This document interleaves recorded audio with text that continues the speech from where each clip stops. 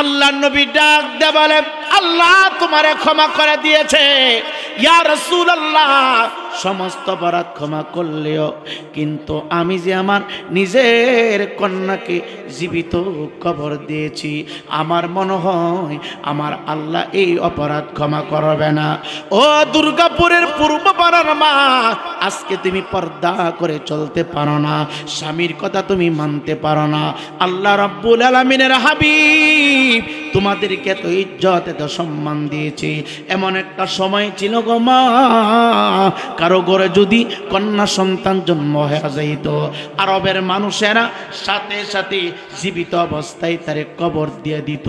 কন্যা হইলে জীবিত কবর দিয়ে দিত, মেয়ে সন্তান হইলে জীবিত কবর দিয়ে দিত, ছেলে সন্তান হইলে সবাই আনন্দ করত, উল্লাস করত, রং তামাশা করত।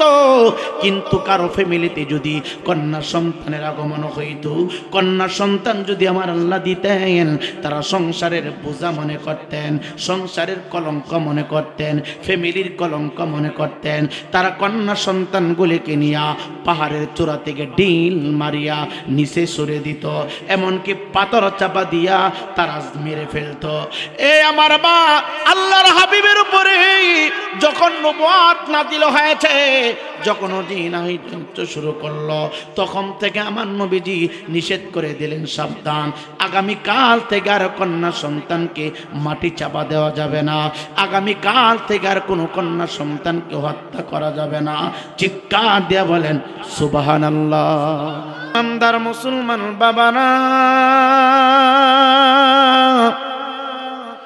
আল্লাহ রাব্বুল আলামিন ডাক দিয়ে বলেন, হে আমার ইমানদার বান্দা বান্দি, তোমরা শুনো, জিন্দিগির সমস্ত অপরাধগুলি লইয়া, জিন্দিগির সমস্ত অন্যায়গুলো চোখের সামনে বাসাইয়া আমি আল্লাহর দরবারে তোমরা যদি তওবা করতে পারো, আমি আল্লাহর দরবারে তোমরা যদি ওয়াদা দিতে পারো, আমি আল্লাহ রাব্বুল আলামিন মুহূর্তের ভিতরে তোমার অতীতের অপরাধগুলো ক্ষমা করে দিব।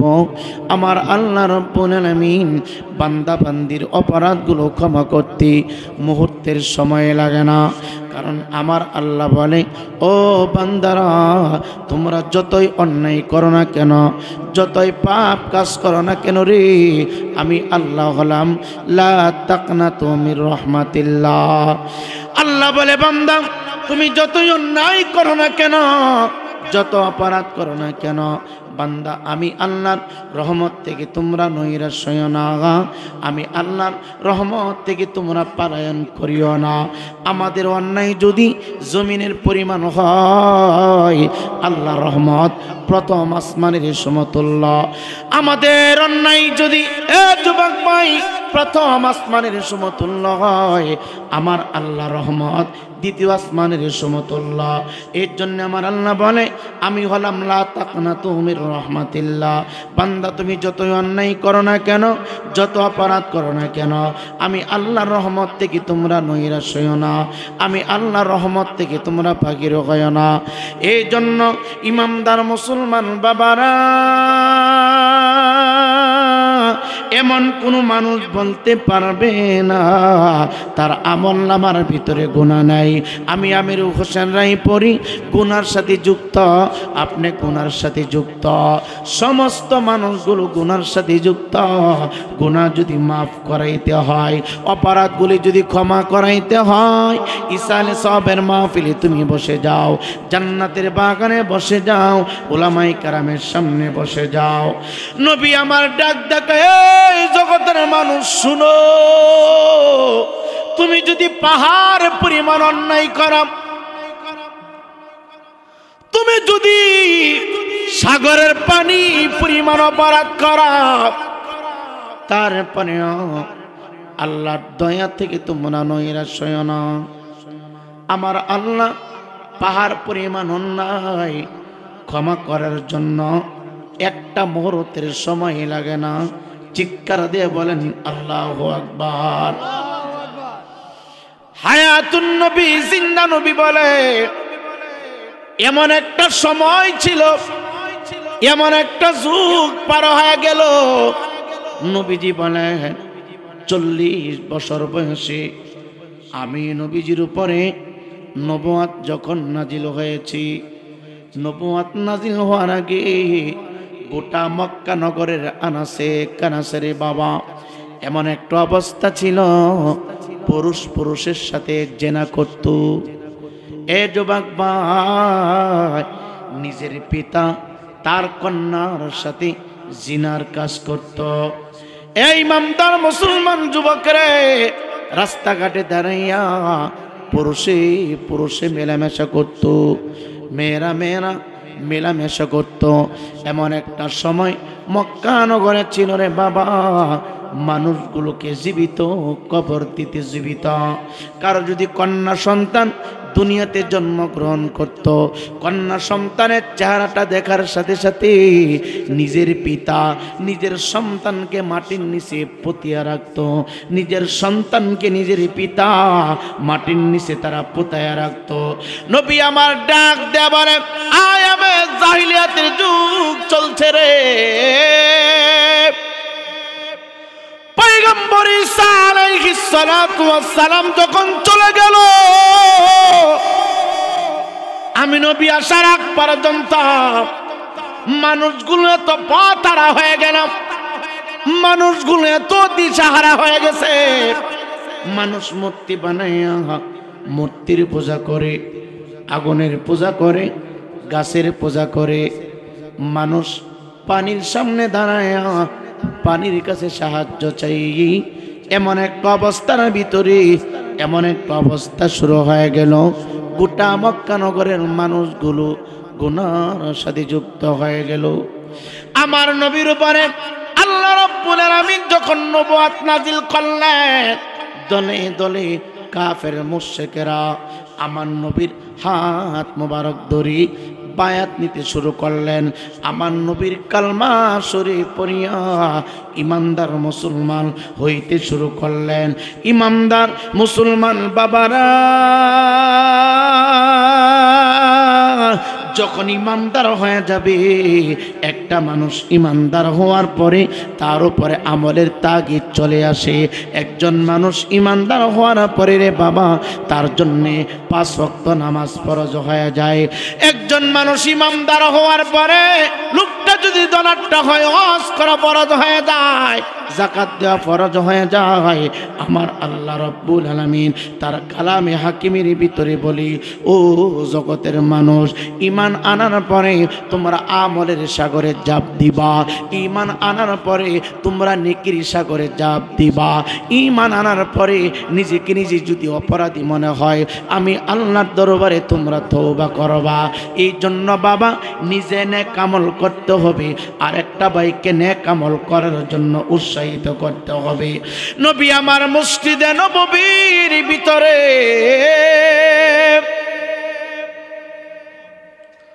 অসংখ্য গণিত সাহাবায়ে কেরামের সামনে আমার নবী বয়ান দিবেন। বয়ান আমার নবীজি ওয়াজ করবেন। ওয়াজ এ যুবক ভাই, হায়াতুন নবী, জিন্দা নবী মসজিদে নববীর ভিতরে আমার নবী আলোচনা করবেন। শ্রেষ্ঠ মজলিস, শ্রেষ্ঠ দরবার, শ্রেষ্ঠ বাবা, আসমানের নিচে জমিনের উপরে আমার নবীর চাইতে সম্মানী, আমার নবীর চাইতে দামি আর পৃথিবীতে আমার আল্লাহ কাউকে পাঠান নাই। আমার আল্লাহ আর কাউকে পাঠাবেন না, পাঠান নাই, বর্তমানেও নাই, ভবিষ্যতেও পাঠাবে না। আমার নবী মসজিদে নববীর সামনে ভিতরে বসিয়া সাহাবায়ে কেরামের সামনে ওয়াজ শুরু করে দিয়েছি। সাহাবীরা তোমরা শোনো,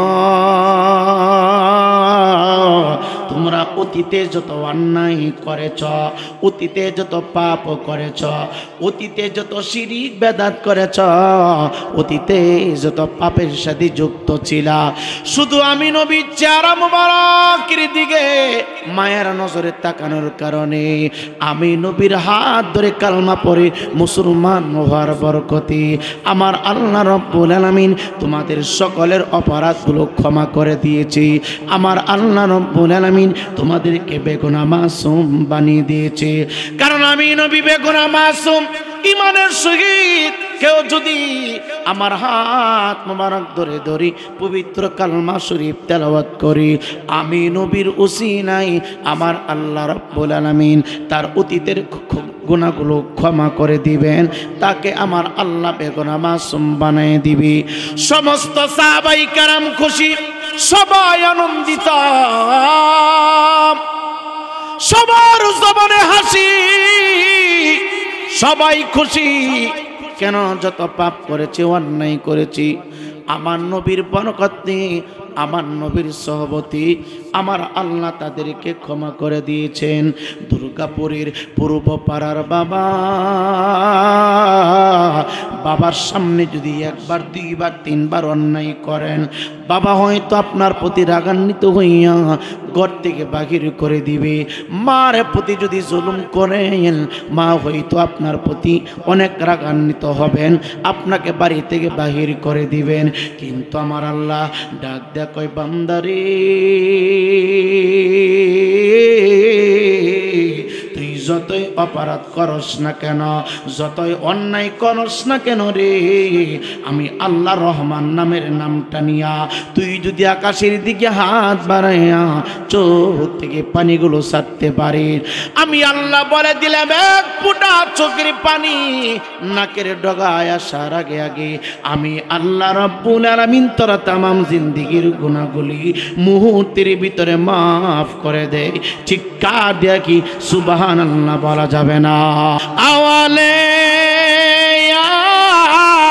খেরে নবী মুহাম্মদ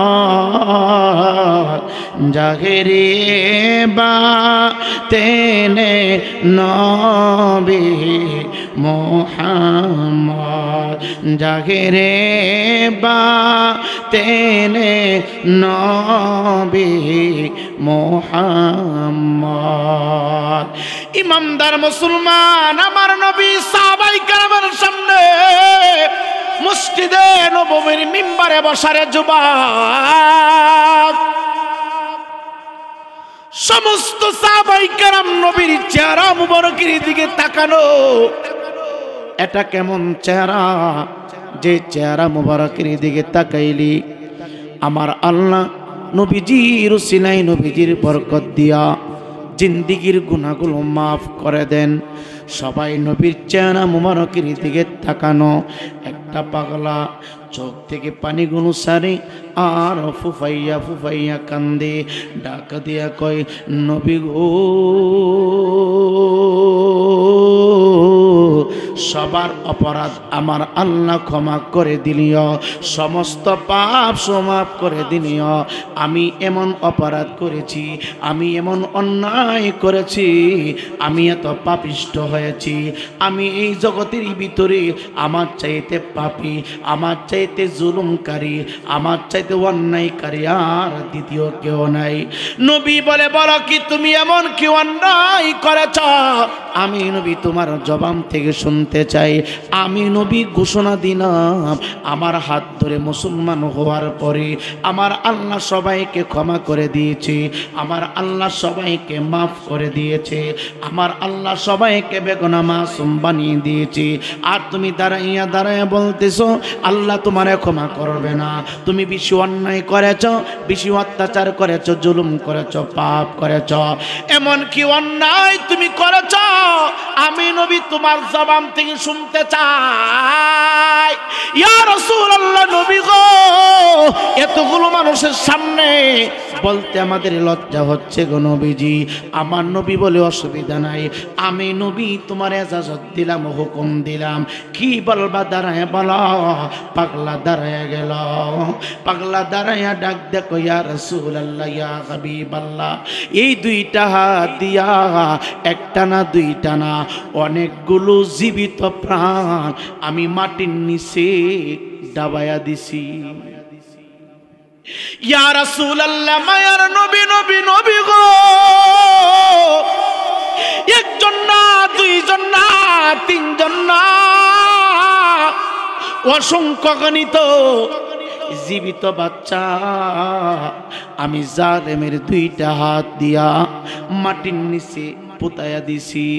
আমার সামনে কান্না করেছে, আমি এত অন্যায় করেছি।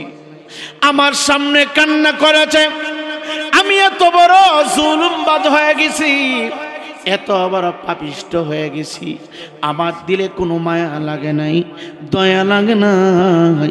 কান্না করার পরেও আমি আমার দুইটা হাত দিয়া নিষ্পাপ মানুষগুলোকে আমি মাটির নিচে পুতায়া দিলাম।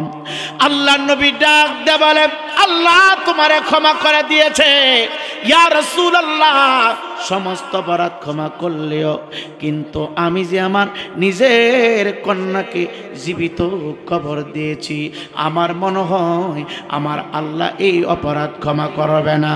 ও দুর্গাপুরের পূর্ব পাড়ার মা, আজকে তুমি পর্দা করে চলতে পারো না, স্বামীর কথা তুমি মানতে পারো না। আল্লাহ রাব্বুল আলামিনের হাবিব তোমাদেরকে এত ইজ্জত এত সম্মান দিয়েছে। এমন একটা সময় ছিল গো মা, কারো ঘরে যদি কন্যা সন্তান জন্ম হয়ে যাইত, আরবের মানুষেরা সাথে সাথে জীবিত অবস্থায় তারে কবর দিয়ে দিত। কন্যা হইলে জীবিত কবর দিয়ে দিত, মেয়ে সন্তান হইলে জীবিত কবর দিয়ে দিত। ছেলে সন্তান হইলে সবাই আনন্দ করত, উল্লাস করত, রং তামাশা করত। কিন্তু কারো ফ্যামিলিতে যদি কন্যা সন্তানের আগমন হইত, কন্যা সন্তান যদি আমার আল্লাহ দিতেন, তারা সংসারের বোঝা মনে করতেন, সংসারের কলঙ্ক মনে করতেন, ফ্যামিলির কলঙ্ক মনে করতেন। তারা কন্যা সন্তানগুলিকে নিয়া পাহাড়ের চূড়া থেকে ডিল মারিয়া নিচে সরে দিত, এমনকি পাথর চাপা দিয়া তারা মেরে ফেলত। এ আমার মা, আল্লাহর হাবিবের উপরে যখন নবুয়ত নাযিল হয়েছে, যখন জিনাহিত শুরু করলো, তখন থেকে আমার নবীজি নিষেধ করে দিলেন, সাবধান, আগামী কাল থেকে আর কন্যা সন্তানকে মাটি চাপা দেওয়া যাবে না, আগামী কাল থেকে আর কোনো কন্যা সন্তানকে হত্যা করা যাবে না। চিৎকার দিয়ে বলেন সুবহানাল্লাহ। একটু আওয়াজ দিয়ে বলেন না ইয়া রাসূলুল্লাহ। সম্মানিত হাজিরিন, হে যুবক ভাই, একটু চিন্তা করেন সময়টা কেমন হলো, সময়টা কেমন জাহিলিয়াতের যুগ ছিল। এখন তো প্রত্যেকের ঘরে ঘরে ঘরে ঘরে কন্যা সন্তান। মেয়ের প্রতি বাবার দরদ থাকে বেশি, মেয়ে সন্তানের প্রতি মা বাবার দরদটা একটু বেশি থাকে। পাগলা ডাক দেখো ইয়া রাসূলুল্লাহ, ইয়া হাবিবাল্লাহ, আমি আমার হাত দিয়া আমি আমার জন্মদাতা অনেকগুলা সন্তানকে নিজের হাতে কবর দিয়েছি। গোসল দেয় নাই, কাফন পরাই নাই, জানাজা পরাই নাই, নিজের হাতে আমি কবর দিয়েছি গো নবীজি। সমস্ত অপরাধ ক্ষমা করতে পারি, আমার আল্লাহ এই অপরাধ ক্ষমা করবে না। ইয়া রাসূলুল্লাহ, ইয়া হাবিবাল্লাহ, আমার জন্মভূমি, পিতৃভূমি, মাতৃভূমি মক্কায় আমি ব্যবসা করতাম সিরিয়ার জমিনে। আমি আমার বিবিকে বলতাম, বিবি রে, আমি ব্যবসা করার জন্য চলে যাচ্ছি, যদি তোমার গর্ভে কোনো কন্যা সন্তান হয়, আমি আসার আগে আগে তাকে জীবিত কবর দিয়ে দিবা। অনেকগুলো সন্তান কবর হয়ে গেল। লাস্ট মুহূর্তে অনেক দিন পরে আমি সিরিয়ার ব্যবসা বাণিজ্য শেষ করি, আমি আমার হুজরা মুবারকের ভিতরে আসলাম। আসার সাথে সাথে আমি বাড়ির ভিতরে ঢুকতেছি, ঢুকার সাথে সাথে ফুটফুটে একটা কন্যা সন্তান, চেহারাটা পূর্ণিমার চাঁদের মতো চকচক করে, চেহারার ভিতরে এত নূর, এত সৌন্দর্য আমার আল্লাহ দান করেছে, দেখলে মনটা জোড়ায়া যায়, প্রাণটা জোড়ায়া যায়। এত মিষ্টি ভাষা, এত চমৎকার আদব তার ভিতরে ছিল।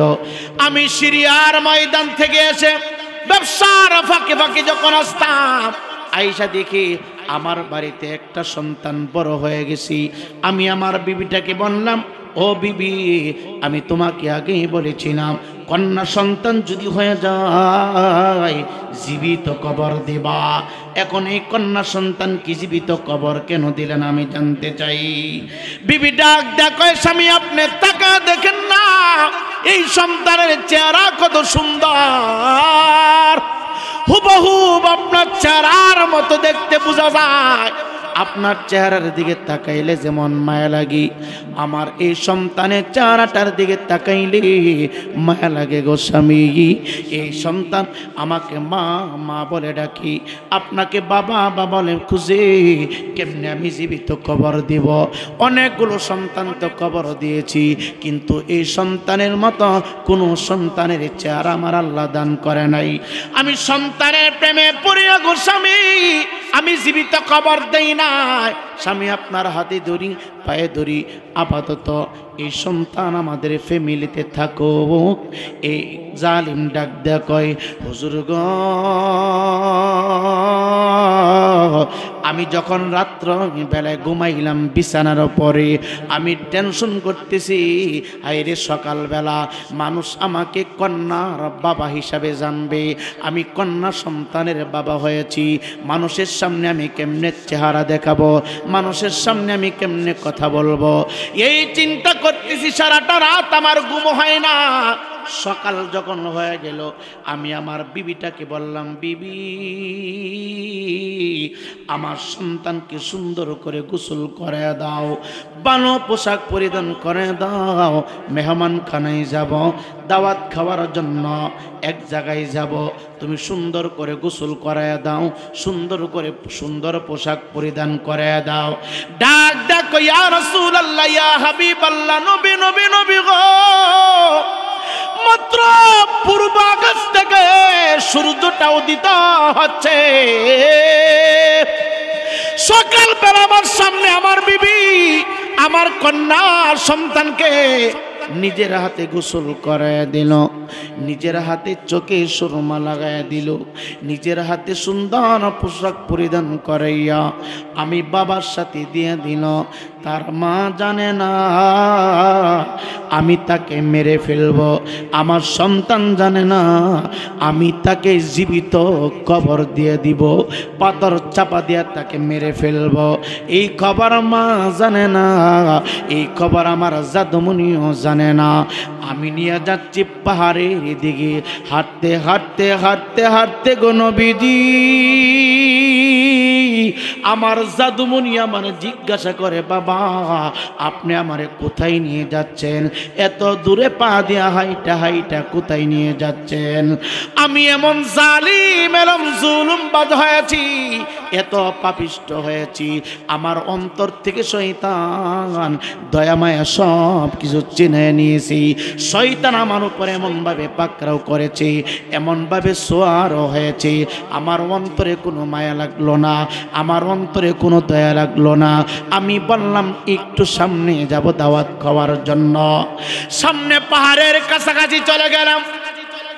পাহাড়ের কাছাকাছি যাইয়া নিজের হাত দিয়া ছোট্ট করে একটা গর্ত খনন করলাম। পাহাড়ের কাছে যেখানে কোনো মানুষ বসবাস করে না, মানুষের কোনো চলাফেরা নাই, এই গর্ত একটা করিয়া আমি আমার কন্যা সন্তানকে গর্তের ভিতরে ফেলার জন্য আমি চমৎকারভাবে খোদাই করে নিলাম।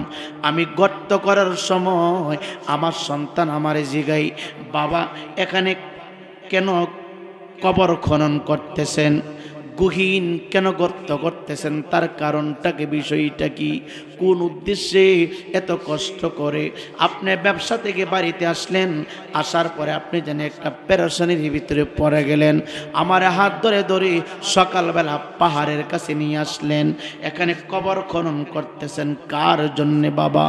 কাকে এখানে দাফন করবেন? আমি মাটি করতে যাইয়া জমির উপরে যখন কোদাল দিয়ে আঘাত করি, মাটিগুলো ছিটকিয়া আমার দাড়ির ভিতরে লেগে যায়, আমার পাগড়ির ভিতরে লেগে যায়, আমার জুব্বার ভিতরে লাগে। আমার ছোট্ট জাদুমণি আইসা আঙ্গুল দিয়া দিয়া দাড়িগুলো আশ্রয় দিচ্ছি, পাগড়ি থেকে ময়লাগুলো পরিষ্কার করে দিচ্ছি। তারপরে আমি কেমন বাবা, আমার অন্তরে কোনো মায়া লাগে নাই, আমার অন্তরে কোনো দয়া লাগলো না। আমি বললাম, মারে মাস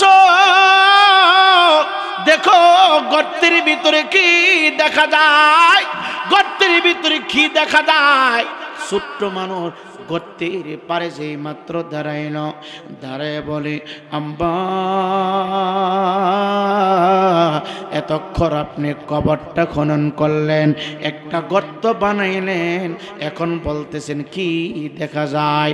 যেই মাত্র আমার কন্যা সন্তান গর্তের পাশে দাঁড়ালো, আমি এমন নাফরমান পিতা, আমি এমন জালেম পিতা, আমার সন্তানকে আমি ধাক্কা মেরে গর্তের ভিতরে ফেলে দিলাম। এই গর্তের ভিতরে ধাক্কা মেরে ফেলে দিলাম। যেই মাত্র ফেলে দিলাম, আমার বাচ্চাটা নিষ্পাপ শিশু গর্তের ভিতরে যাইয়া আমার দিকে তাকাইয়া চিৎকার মারে, ডাক দেয়া কই বাবা গো, বুঝিছি তুমি বুঝি আমাকে মেরে ফেলবা, আমারে বুঝি পাথর চাপা দিয়া বাড়িতে চইলা যাইবা।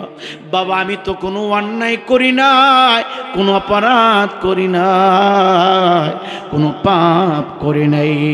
ও বাবা, কন্যা হইয়া জন্ম নেবার কারণে আজকে বুঝি আমাকে জীবিত কবর দিয়া তুমি বাড়িতে যাইবা।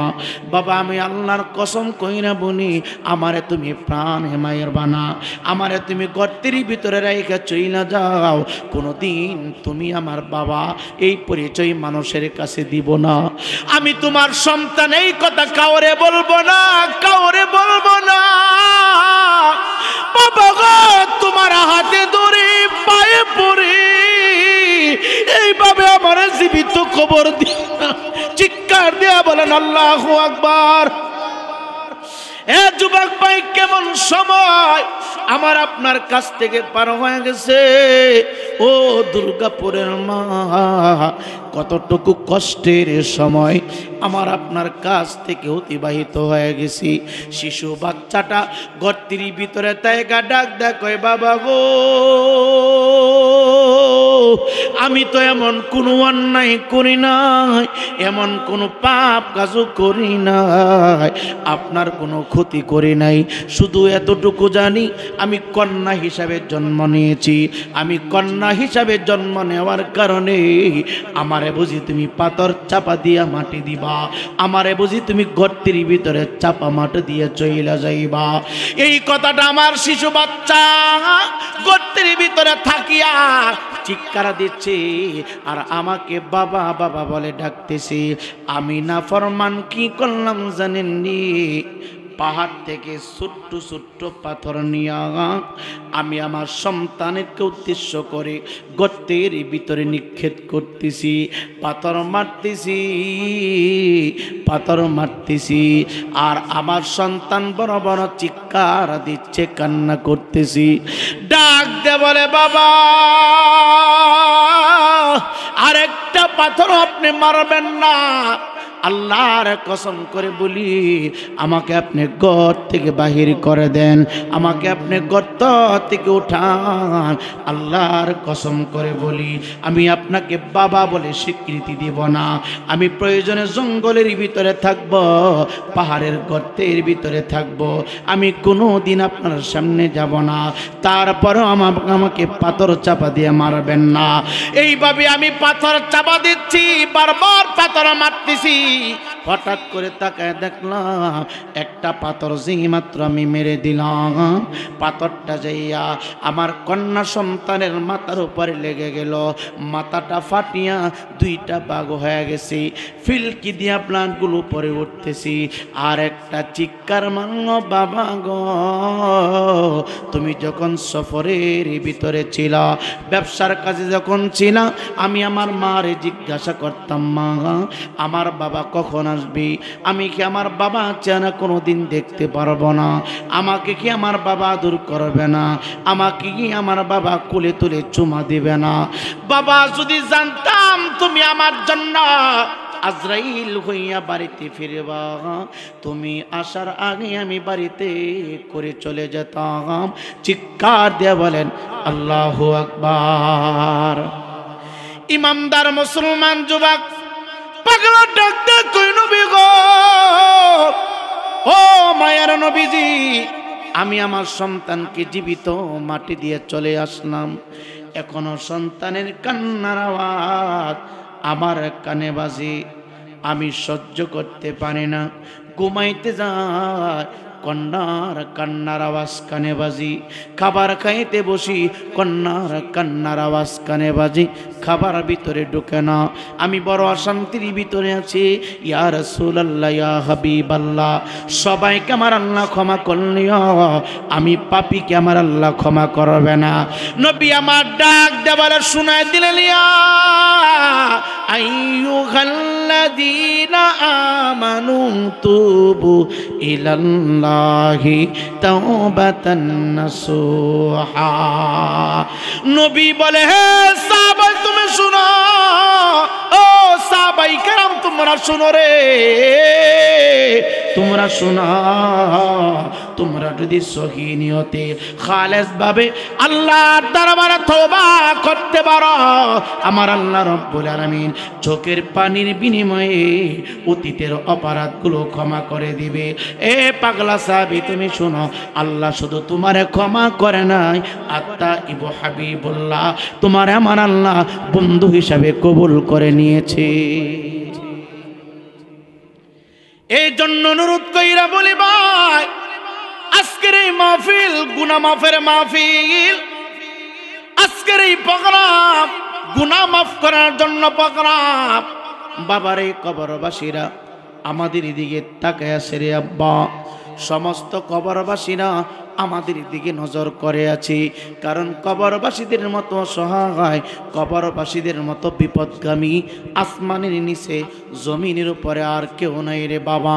দুনিয়ার জমিনে যদি তুমি আর আমি বিপদে পড়ে যাই, কেউ না কেউ তোমার আমাকে উদ্ধার করবে, কিন্তু কবরের ভিতরে কেউ যদি বিপদে পড়ে যাই, দুয়া ছাড়া, আত্মার মাগফিরাত কামনা ছাড়া, ইসালে সব ছাড়া আর কোনো পানাই রে বাবা, আর কোনো রক্ষা নাই। নবী আমার ডাক ডাকে, এই দুনিয়ার মানুষ শোনা, আমি মসজিদে নববীর ভিতরে এই কথা বলতেছিলাম, আমি মসজিদে নববী থেকে বাগির হইয়া একটা উটনির পৃষ্ঠে আমি সোয়ার হইলাম, আমি একটা উটনির পৃষ্ঠে বসা, আর আমার উসমান আর একটা উটনির পৃষ্ঠে বসা। ইমামদার মুসলমান বাবারা, কবর বড় ভয়ানক জায়গা, কবর বড় অন্ধকার জায়গা, যে কবরে কোনো সাথী থাকবে না, বাতি থাকবে না, আত্মীয় স্বজন কেউ থাকবে না, কবরের ভিতরে শুধু তোমার আমার আপন হবে ঈমান আর আমল, ঈমান আর আমল। নবী আমার ডাক দেবালে, আমি একটা উটনির পৃষ্ঠে বসা না দুনিয়ার মানুষ, আমার উটটা আস্তে আস্তে করে মরুভূমির উত্তপ্ত বালির উপর দিয়া চলছে, চিৎকার দিয়া বলেন আল্লাহু আকবার। একটু আওয়াজ দিয়ে বলেন না ইয়া রাসূলুল্লাহ। এ যুবক ভাই, নবীজি উটনির পৃষ্ঠে বসা, আমার নবীর সাহাবী ওসমান গনি দ্বিতীয় উটনির পৃষ্ঠে বসা। আমার নবীজির উটনি সামনে দিকে চলছে রে বাবা, সামনের দিকে যাইতেছি, হঠাৎ করে নবী আমার ডাক দেয়া কই, দুনিয়ার মানুষ, আমি যে উটের পৃষ্ঠে বসা, এই উটের সামনের দুইটা পা জমিনের ভিতরে ডাবায়া দিছে, ডাবানোর সাথে সাথে আমি আর সামনের দিকে যাইতে পারি না, আমার উট সামনের দিকে যাই না, জমিনের ভিতরে দুইটা সামনের পা ডাবাইয়া উটনি কাঁদতে শুরু করেছে, উটনির চোখ থেকে টপ টপ করে পানিগুলো পড়তে শুরু করেছে। ডাক দেয়া বলে, এ জগতের মানুষ, উটনির সামনের দিকে যাই না, আমার উটনির পা যেই মাত্র জমিনের ভিতরে ডাবায়া দিল, আমি খেয়াল করে দেখলাম উসমানের উটনির পা জমিনের ভিতরে ডাবায়া দিছি। যুবক বাইরে, যুবক ভাই, মৃত্যুর উপরে কবরটা কারো কারো জন্য ফুলের বাগান হয়ে যাবে, কারো কারো জন্য প্রশস্ত হয়ে যাবে, মৃত্যুর পরে কারো কবরে আমার আল্লাহ জান্নাতের আবহাওয়া ঢুকায় দিবে, মৃত্যুর পরে কারো কারো মাটির ঘরটা আলোকিত হয়ে যাবে, আবার কারো কারো জন্য কবরটা ইটের বাটার মতো আগুনের চুলা হয়ে যাবে, 24টা ঘন্টা আগুন কবরে জ্বলবে জ্বলবে। এ যুবক, কাছ থেকে 3 দিন পূর্বে একটা ঘটনা আমি দেখলাম, একটা কবর দেওয়ার সাথে সাথে মানুষ দ্বিতীয় দিন গেল জিয়ারত করার জন্য। দ্বিতীয় দিন যাইয়া দেখি রে কবরের ভিতর থেকে দোয়া বাহির হইতেছি, দোয়া বাহির হইতেছি। বাবারে বুঝতে আর বাকি না, এ কবরের ভিতরে জাহান্নামের আযাব শুরু হয়ে গেছি, জাহান্নামের আগুন দাও দাও শুরু হয়ে গেছি। এ যুবক বিশ্বাস যদি না কইরে কবরস্থানের পাশে কোনো পশু পাখি বন্দি করে রেখে দিবা, বন্দি করে রাখবা। কবরের আযাব জিন আর ইনসান ব্যতীত সবাই দেখে, আমি আর তুমি দেখি না, জিন জাতির আর দেখে না। যত পশু পাখি আছে সবাই কবরের আযাব দেখে। একটু আওয়াজ দিয়ে বলেন কবরে আযাব হয় কি হয় না? কবরেরই আযাব যদি মানুষ দেখিত, গর্বানি রিয়া পাগল হইতো, গর্বানি রিয়া পাগল হইতো। সাপে কাটিবে গুরুজ মারবে, হাইরে হাই আগুন গায়া দিবে কলিজায়।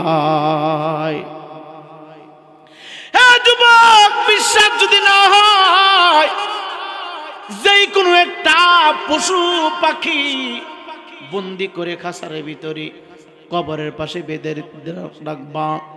যুবক ভাই দেখবা অনেক কবরস্থানের উপরে গাছের ডালে পাখিগুলো কিচিমিচি কিচিমিচি করে ডাকে। দেখবা নতুন কবরস্থানের পাশে ছাগি অথবা গরু যদি বেঁধে দাও, দড়ি ছিঁড়ে বাড়ির দিকে দৌড়াইতে শুরু করে, অথবা গরু আনা ছাগিটা শুধু ঘুরতে থাকে, ঘুরতে থেকে পাগলামি করতে থাকে। এ যুবক বাইরে মাঝে মাঝে মাঝে মাঝে দেখবা গরু আর ছাগিগুলা চিৎকার দিতে শুরু করি। কেন চিৎকার দেয় জানো নি? এই গরু এবং ছাগির চোখের সামনে কবরের আযাবের দৃশ্য বেশি উঠি। পশু পাখিরা সবাই দেখতে পারে কবর ঘরে কি হয় না হয়। নবী আমার ডাক দেবালে, এ আমার উঠি কবরের আযাব দেখে বলেছে, উঠি চলার শক্তি হারায় ফেলেছে, সামনের দিকে আর যাই না রে আব্বা। তার দুইটা পা জমিনের ভিতরে ডাবায়া দিল। এরে দুর্গাপুর পূর্ব পাড়ার বাবা, আমি আমির হোসেন রায়পুরি একদিন কবরে যাব, তুমিও কবরে যাইবা। মুরব্বী মানুষটা কবরে যাবে, যারা মাহফিলে শোনাই দোকান পাড়ে বৈশা সময় নষ্ট করতেছ, ওই মানুষগুলো কবরে যাবে। কবর কিন্তু কাউকে সার দিবে না রে, কবর কিন্তু কাউকে রক্ষা করবে না রে। কোনো না কোনো একদিন কোনো না কোনোভাবে অন্ধকার মাটির নিচে যেতে হবে। পানির উপরে তোমার যদি মৃত্যু হয়, ওঠাইয়া মানুষ মাটির নিচে রাখবি।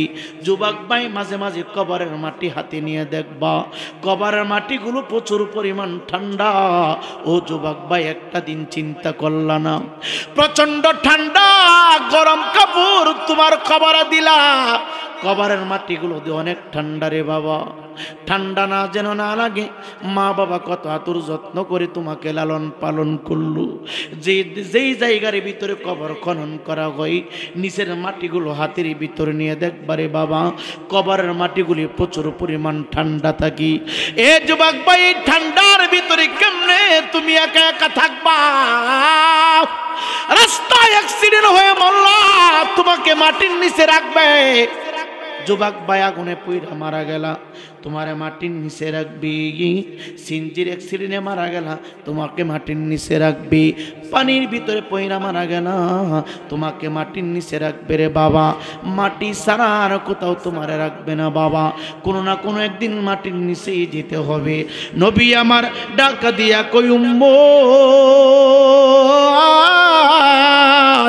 আমার চলন্ত উটনির দুইটা পা জমিনের নিচে ডাবাইয়া চোখ থেকে বৃষ্টির ফোঁটার মতো পানিগুলো সেরে সেরে কাঁদতে শুরু করেছে।